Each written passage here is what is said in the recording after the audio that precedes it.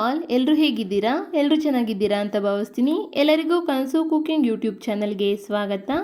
ಬನ್ನಿ ಇವತ್ತು ಒಂದೊಳ್ಳೆ ಕರ್ಬೂಜ ಹಣ್ಣಿನ ಜ್ಯೂಸ್ ಅಂದರೆ ಮಸ್ಕ್ ಮೆಲನ್ ಜ್ಯೂಸ್ನ ಮಾಡೋಣ. ನಾನಿಲ್ಲಿ ಒಂದು ಮೀಡಿಯಮ್ ಗಾತ್ರದ ಕರ್ಬೂಜ ಹಣ್ಣನ್ನ ತೊಗೊಂಡಿದ್ದೀನಿ. ಈ ಕರ್ಬೂಜ ಹಣ್ಣಿನಿಂದ ಒಂದು 4 ಗ್ಲಾಸ್ ಜ್ಯೂಸ್ನ ರೆಡಿ ಮಾಡ್ಬೋದು. ಕರ್ಬೂಜನು ಈ ಬೇಸಿಗೆಗೆ ತುಂಬ ಒಳ್ಳೆಯದು ಅಂತಲೇ ಹೇಳ್ಬೋದು. ನಮಗೆ ಡೈಜೆಷನ್ಗೆಲ್ಲ ತುಂಬ ಹೆಲ್ಪ್ ಆಗುತ್ತೆ. ಮತ್ತು ಬಾಡಿ ಎಲ್ಲ ಹೀಟ್ ಆಗಿರುತ್ತೆ ಅಲ್ವಾ, ಬಾಡಿನ ಕೂಲ್ ಮಾಡೋದಕ್ಕೂ ಅಷ್ಟೇ ಇದು ಒಂದು ಬೆಸ್ಟ್ ರೆಮಿಡಿ ಅಂತಲೇ ಹೇಳ್ಬೋದು. ನಾವು ವಾರಕ್ಕೆ ಒಂದು 3 ರಿಂದ 4 ಸಲ ಈ ಜ್ಯೂಸ್ ಕುಡಿಯೋದ್ರಿಂದ ದೇಹನೂ ತಂಪಾಗಿರಿಸ್ಕೋಬೋದು, ಡೈಜೆಷನು ಅಷ್ಟೇ ತುಂಬ ಚೆನ್ನಾಗಾಗತ್ತೆ. ನಾನಿಲ್ಲಿ ಕರ್ಬೂಜ ಹಣ್ಣನ್ನ 2 ಭಾಗ ಆಗಿ ಮಾಡಿಕೊಂಡು ಅದರಲ್ಲಿರೋವಂಥ ತಿರುಳನ್ನೆಲ್ಲ ತೆಗೆದಾಕ್ತೀನಿ. ಅಂತಂದರೆ ಕರ್ಬೂಜ ಹಣ್ಣಿನ ಬೀಜನೆಲ್ಲ ನೀಟಾಗೆಲ್ಲ ತೆಗೆದಾಕ್ತೀನಿ. ನಂತರ ಇದನ್ನ 2 ಭಾಗ ಆಗಿ ಮಾಡಿಕೊಂಡು ಸ್ಮಾಲ್ ಪೀಸಸ್ ಆಗಿ ಕಟ್ ಮಾಡ್ಕೋತೀನಿ. ನಾನಿವತ್ತು ಜ್ಯೂಸ್ ಅಂಗಡಿಲಿ ಯಾವ ರೀತಿ ಕರ್ಬೂಜ ಹಣ್ಣಿನ ಜ್ಯೂಸ್ ಮಾಡ್ತಾರೆ ಅದೇ ರೀತಿ ಮಾಡ್ತಾಯಿದ್ದೀನಿ. ಕರ್ಬೂಜ ಹಣ್ಣಿನ ಜ್ಯೂಸನ್ನ 2-3 ರೀತಿ ಮಾಡ್ತಾರೆ, ಅದರಲ್ಲಿ ಇದು ಒಂದು ರೀತಿ.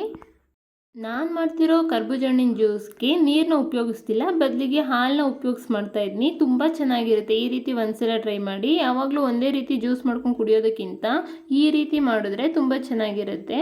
ಉಳಿದಿರೋ ಅಂಥ ಹಣ್ಣನ್ನು ಇದೇ ರೀತಿ ಪೀಸಸ್ ಆಗಿ ಮಾಡ್ಕೊಂಡು ಇಟ್ಕೊಂಡಿದ್ದೀನಿ ನೋಡಿ. ನಂತರ ಇದಕ್ಕೆ ರುಚಿಗೆ ತಕ್ಕಷ್ಟು ಸಕ್ಕರೆನ ಸೇರಿಸ್ಕೋಬೇಕು. ನಿಮಗೆ ಸಕ್ಕರೆ ಎಷ್ಟು ಬೇಕೋ ಅಷ್ಟನ್ನ ನೋಡಿ ಸೇರಿಸ್ಕೊಳ್ಳಿ. ನಾನಿಲ್ಲಿ ಮುಂಚೆನೇ 1 ಕಪ್ ಆಗೋಷ್ಟು ಹಾಲನ್ನ ಕಾಯಿಸಿ ತಣ್ಣಗಾಗೋದಕ್ಕೆ ಬಿಟ್ಟಿದ್ದೆ. ಇದನ್ನ ಬ್ಲೆಂಡ್ ಮಾಡೋದಕ್ಕೆ ಸ್ವಲ್ಪ ಹಾಲನ್ನ ಸೇರಿಸ್ಕೊಂಡು ಬ್ಲೆಂಡ್ ಮಾಡ್ಕೋತೀನಿ. ನೋಡಿ, ಆದಷ್ಟು ನೀವು ನುಣ್ಣಗೆ ಇದನ್ನು ಬ್ಲೆಂಡ್ ಮಾಡ್ಕೊಳ್ಳಿ. ನಂತರ ಉಳಿದಿರೋಂಥ ಹಾಲನ್ನ ಸೇರಿಸ್ಕೊಂಡು ಮತ್ತೆ ಬ್ಲೆಂಡ್ ಮಾಡ್ಕೋತೀನಿ. ನಿಮಗೆ ಜ್ಯೂಸ್ನ ಥಿಕ್ನೆಸ್ ಯಾವ ರೀತಿ ಬೇಕು ಅಷ್ಟು ನೋಡಿಕೊಂಡು ಹಾಲನ್ನ ಸೇರಿಸ್ಕೊಳ್ಳಿ. ಆಲ್ರೆಡಿ ಹಣ್ಣಿನಲ್ಲಿ ನೀರಿನ ಅಂಶ ಇರೋದ್ರಿಂದ ನಾವು ನೋಡ್ಕೊಂಡು ಹಾಲು ಅಥವಾ ನೀರು ಯಾವುದನ್ನೇ ಆಗಲಿ ಸೇರಿಸ್ಕೋಬೇಕಾಗತ್ತೆ. ನೋಡಿ, ಇಷ್ಟೇ ಜ್ಯೂಸ್ ರೆಡಿ ಆಯಿತು. ನಾನು ಇದನ್ನ ಗ್ಲಾಸ್ಗೆ ಸರ್ವ್ ಮಾಡ್ಕೋತೀನಿ.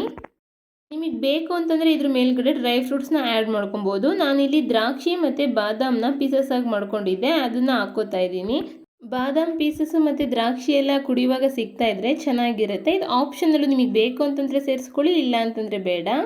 ಹಾಗಾದರೆ ಈ ರೆಸಿಪಿ ನಿಮ್ಗೆ ಇಷ್ಟ ಆಗಿದ್ರೆ ಕನಸು ಕುಕಿಂಗ್ ಯೂಟ್ಯೂಬ್ ಚಾನಲ್ನ ಸಬ್ಸ್ಕ್ರೈಬ್ ಮಾಡೋದು ಮರಿಬೇಡಿ. Thank you for watching. Thank you all.